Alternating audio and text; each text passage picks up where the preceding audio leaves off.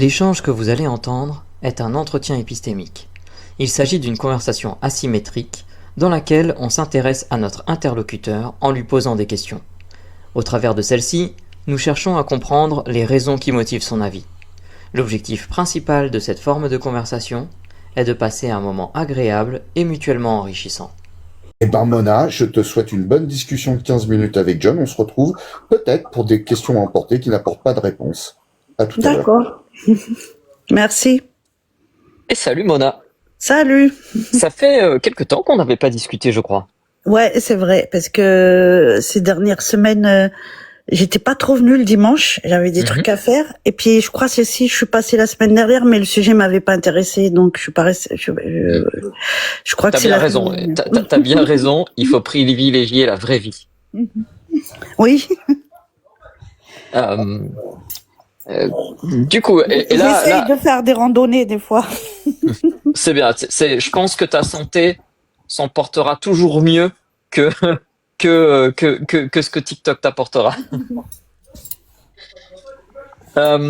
Du coup, est-ce que t'as un avis sur la question, sur le sujet? Un avis, ouais, probablement. Je vais dire que ça me surprend pas qu'il soit relâché. Et en même temps, je vais dire que ça vient ajouter à la défiance Ok. que pourraient avoir les Français vis-à-vis du système globalement. Ok. Du coup, ce que tu veux dire, c'est que, j'ai l'impression de comprendre en sous-texte que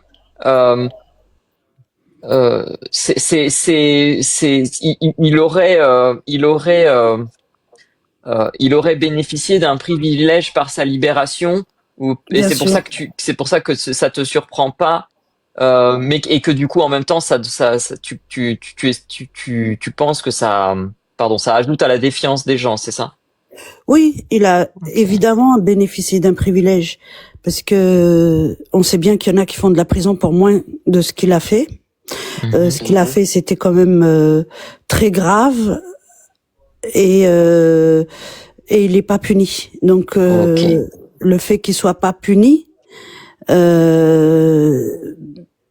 ça vient dire au monde que le système il est complètement inégalitaire et que finalement ils prennent tout le monde pour des cons, quoi. Ok. Et donc du coup pour toi en fait il bénéficie d'un privilège là. Oui. Ok.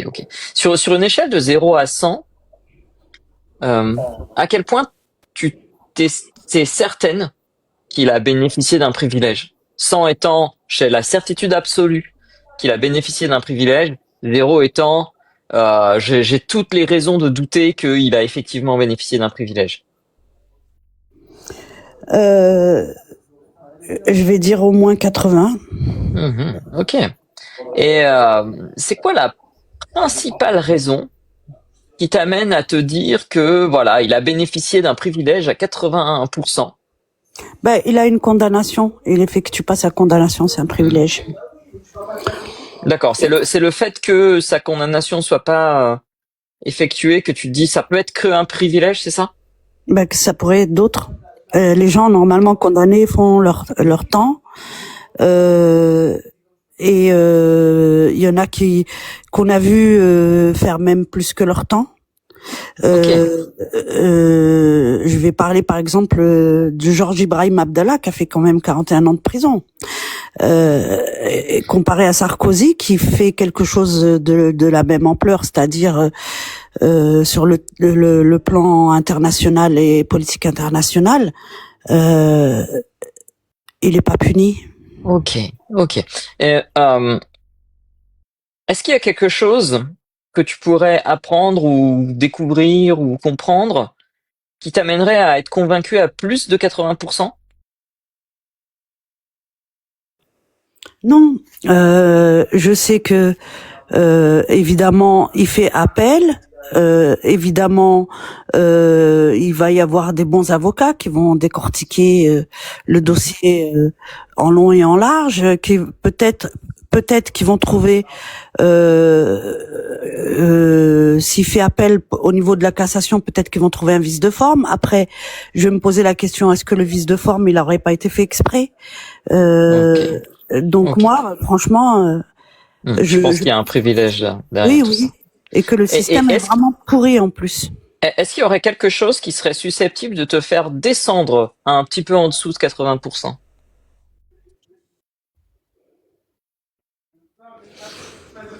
Bah non, je vois pas qu'est-ce qui pourrait me faire descendre. Après, peut-être que si jamais vous me dites quelque chose, que ça pourrait me faire descendre, mais comme ça, d'emblée, je vois pas. Comme ça, a priori, ok. Ouais.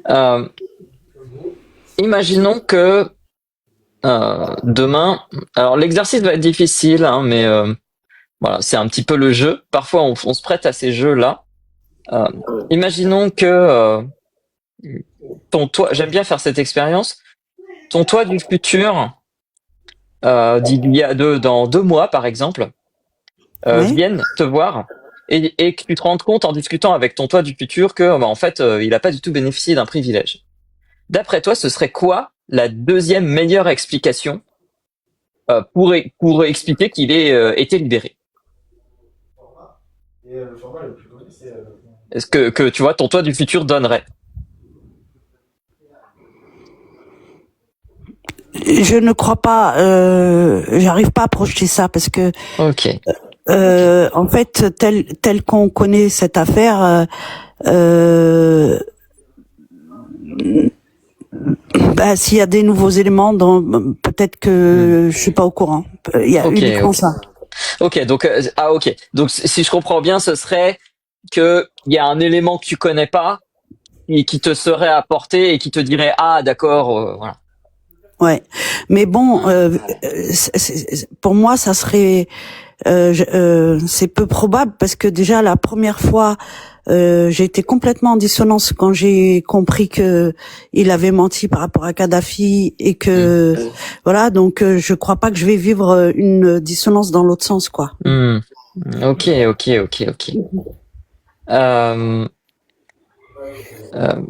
Justement, c'est intéressant ce que tu évoques là, parce que ça fait le pont naturel avec la question que j'allais te poser ensuite. En fait, c'est comment est-ce que tu en es arrivé dans l'histoire de ton parcours par rapport à cette histoire, par rapport à ton avis là-dessus. Comment t'en es arrivé à avoir cet avis-là sur le fait qu'il bénéficie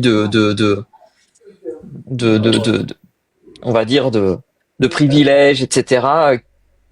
Qu'est-ce qui s'est passé pour que tu en arrives à cet avis-là? Parce que d'abord il est condamné et qui fait pas sa peine, donc c'est un privilège, et que deuxièmement, on le sait que souvent les hommes politiques et tout, ils ont globalement des privilèges vis-à-vis de la prison. Et pratiquement jamais ils vont en prison. C'est déjà connu. Ok. D'accord. Donc, si je comprends bien, en fait, tu avais comme une sorte de connaissance à l'avance du fait que, habituellement, les hommes politiques ont des privilèges par rapport au fait d'aller en prison et ils évitent souvent la prison. Et donc, du coup, que là, ils soient condamnés, mais que finalement, ils soient libérés, ça t'étonne pas, ça va dans ce sens-là, c'est ça? Oui, exactement. Ok. Et ça fait longtemps que tu as vu ces informations, que tu as cette idée que les hommes politiques ont ce type de privilège par rapport à la prison? Oui, il y en a très peu qui ont fait de la prison, et il y en a plein qui sont tordus, qui ont été accusés de plein de choses et vont jamais en prison. Combien vous en connaissez qui sont allés en prison? Ok. Donc en fait, si je comprends bien, c'est le fait que toi t'as l'impression que il y ait pas mal d'hommes politiques qui dans l'histoire ont été pas clean, mais que t'en ai jamais vu qui se soient finalement retrouvés derrière les barreaux. Et donc du coup, tu te dis c'est Et est-ce que pour toi c'est une conclusion logique en fait, c'est ça, si je comprends bien? Ou Oui, c'est, t'as oui, des informations qui te montrent ils ont vraiment quelque chose qui fait ils ont des moyens de se protéger contre ça? eh ben, c'est une conclusion logique, oui. Hmm. Et ils ont des moyens de se protéger aussi, parce que ils savent faire des coups tordus, ils savent faire des accords, ils savent, on le sait bien longtemps après. Mais quand on regarde, qu'on fait une rétrospective sur les affaires diverses et variées, on voit bien que c'est des tordus et qu'ils font tout pour s'entraider les uns les autres. Ils sont capables de mensonges, ils sont capables de détournement, ils sont capables de rétention d'informations, ils sont capables de propagande, ils sont capables de tout. Okay, Moi, donc... j'ai vraiment pas de confiance au système. Hein. Ok. Donc si je comprends bien, en fait, c'est un petit peu l'historique. C'est l'historique de ce que tu as pu voir, de différentes affaires dans lesquelles on aurait découvert que des hommes politiques avaient été capables de faire des manipulations, des choses comme ça, de se couvrir, etc., qui t'amènent à te dire, ok, bah, en fait, c'est assez logique qu'ils arrivent à se protéger de ça, de la prison, et donc du coup, bah, je suis pas très étonné que ça soit le cas aussi pour Sarkozy, c'est ça? Oui. D'ailleurs, j'étais étonnée qu'il aille même mettre un pied en prison. Moi, je ne croyais pas qu'il irait. Ah, d'accord. Et est-ce que le fait qu'il y aille, au moment où il y a été, avant que du coup que tu saches qu'il a été libéré ou qu'il serait libéré, est-ce que du coup ça t'a amené à réviser ton niveau de conviction, même temporairement, sur le fait que finalement ils étaient peut-être pas si privilégiés que ça? Non, je savais qu'il sortirait. Ok. Donc ça c'est très très intéressant. Merci de m'indiquer ce truc-là. Qu'est-ce qui serait susceptible de t'amener à te dire que maintenant, je pense que en fait les hommes politiques en général, ils sont peut-être pas aussi protégés que ça. Est-ce qu'il faudrait qu'il y en ait plus qui se retrouvent effectivement derrière les barreaux? Il faudrait qu'ils soient véritablement punis, comme n'importe quel citoyen, et que ils effectuent leur peine et que la sentence elle soit équivalente à ce qu'ils ont commis. Or, c'est pas le cas. Il y a ni l'un, ni le deuxième, ni le troisième. Il y a aucun des trois. Ok, d'accord. Donc, et il faudrait que ce soit ces trois critères-là qui soient réunis, c'est-à-dire qu'ils soient condamnés, qu'ils fassent la même peine que tout le monde. Et pardon, le troisième c'est et qui soit condamné proportionnellement à ce qu'il a commis, parce que des fois ils ont des peines ridicules par rapport à ce qu'ils ont fait. Ok. Et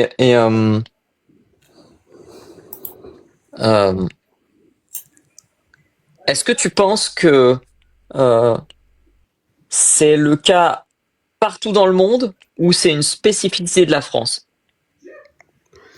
Alors, je sais pas, je connais pas tout ce qu'il y a dans le monde, mais je pense que c'est le cas dans une grande partie de la planète. Je vais dire ça comme ça, mais franchement, je pourrais pas être plus précise que ça parce que je connais pas toutes les affaires du monde.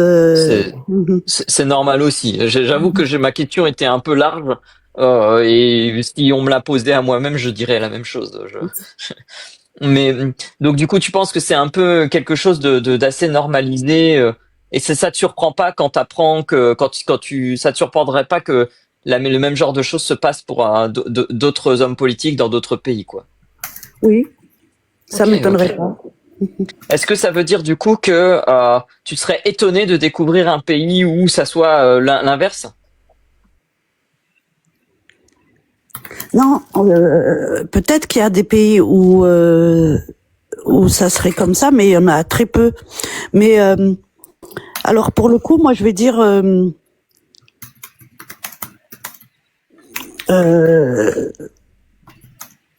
en France, ça m'étonne. Mais après, dans le monde, franchement, je sais pas, mais je pense que la majorité des pays, c'est à peu près la même chose.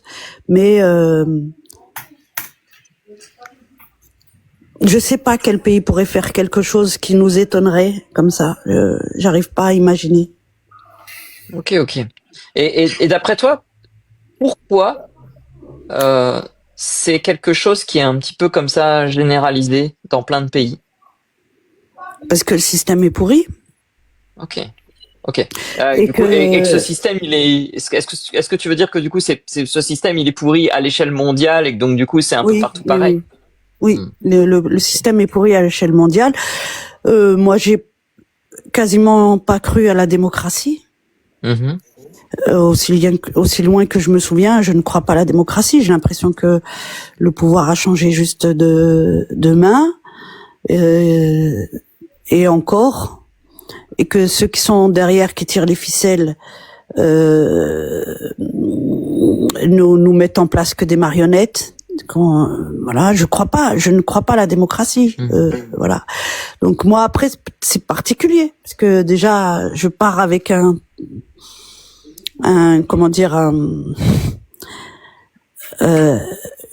non confiance au système. Donc Ok, ok. Et du coup, ce sera ma dernière question. Ça fait déjà un quart d'heure qu'on discute. Euh, Qu'est-ce qui serait susceptible de te donner confiance dans la démocratie? Donc là, on est sur quelque chose de beaucoup plus large, hein. Mais ok. Alors il faudrait vraiment réorganiser. Réorganiser le système des représentations du peuple. ok, ok. Donc il faudrait que t'aurais confiance si tu voyais sous tes yeux la réorganisation se faire, c'est ça? Euh, j'aurais pas tout de suite confiance, mais je m'intéresserai un petit peu et j'aurais peut-être une curiosité avec un petit espoir, mais Ok, tel ok. que si ça poursuit comme ça, ça va rien changer. Très intéressant, très Mhm. intéressant. Merci beaucoup. Je vais passer la parole à mes collègues épistémiques, ProGeeks et Russell pour savoir s'ils ont des questions à emporter.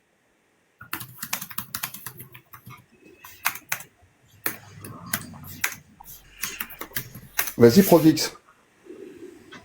Oui, j'ai peut-être une question très très large, mais est-ce que tu penses que, comme tu crois pas au système démocratique, ou en tout cas le système démocratique tel qu'il est-ce que tu penses que c'est mieux de changer de système ou de réformer le système démocratique? Elle est très très vaste, mais comme c'est une question à emporter, ça passe.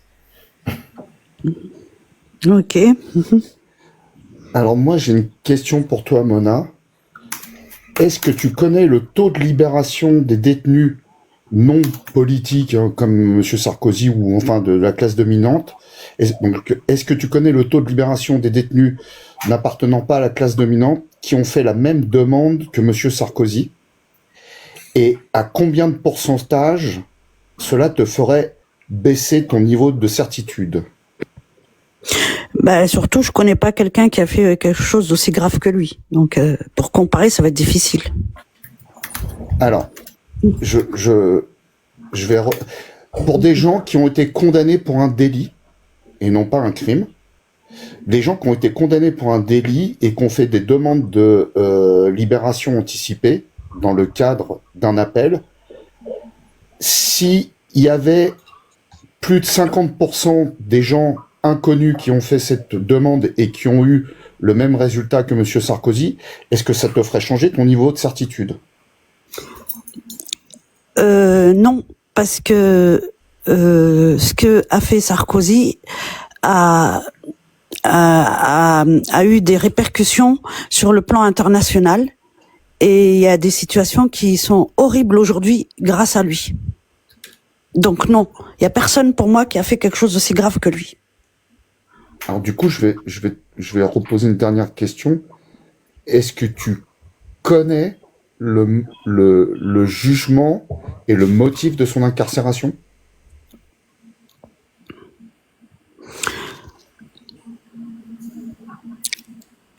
Le jugement, c'est 5 ans. Et c'est pour avoir utilisé de l'argent pour sa campagne.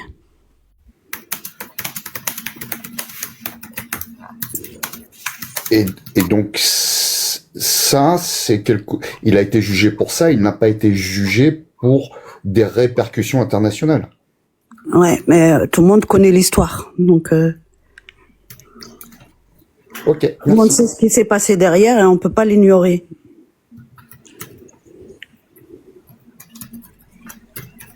Merci beaucoup, Mona. Ok, ouais. Merci Mona. Comment ça s'est passé cet échange? Ben ça va, moi je m'attendais pas à faire un entretien, je pensais venir écouter. Et puis ça va, mais qu'est-ce que je pourrais dire?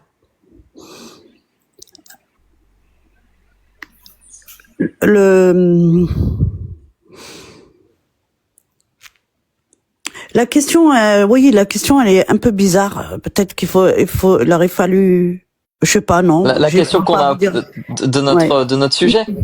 Ouais. Oui, mais en fait, elle est volontairement bizarre. On fait souvent des questions un petit peu étranges comme ça. Ouais. Et par curiosité, il y en a beaucoup qui ont dit qu'il fallait le libérer. Là, dans nos échanges, on a eu des gens qui ont dit que bah oui, en fait, c'était légal, etc. Ok. Donc, du coup, voilà. Après, c'est les avis de chacun. Oui, oui, bien sûr, mais je voulais savoir. Je voulais juste parce Et que à l'occasion, on a si le sujet t'intéresse, euh, euh, n'hésite pas à aller voir. Notamment, effectivement, on a parlé un peu avant que tu arrives d'une vidéo qui a été faite par un professeur en droit qui s'appelle Vous avez le droit sur YouTube, qui a expliqué un petit peu la situation, et c'était avant sa libération. Et donc du coup, peut-être que si le sujet t'intéresse, ça pourra t'intéresser de voir quel a été l'avis de ce professeur en droit sur enfin voilà, cette histoire et sa libération éventuelle. ouais. Et du coup, peut-être que ça pourrait t'intéresser. En tout cas, merci d'être monté, d'avoir accepté de discuter avec nous. C'est toujours un plaisir de t'avoir pour discuter avec nous. Merci. Merci de te prêter honnêtement et sincèrement au jeu. C'est pas du tout facile, surtout que tu t'y attendais pas, que t'étais pas venu pour ça. Donc merci beaucoup pour ça. C'est très gentil à toi. De rien. Bonne soirée, bon dimanche. Merci.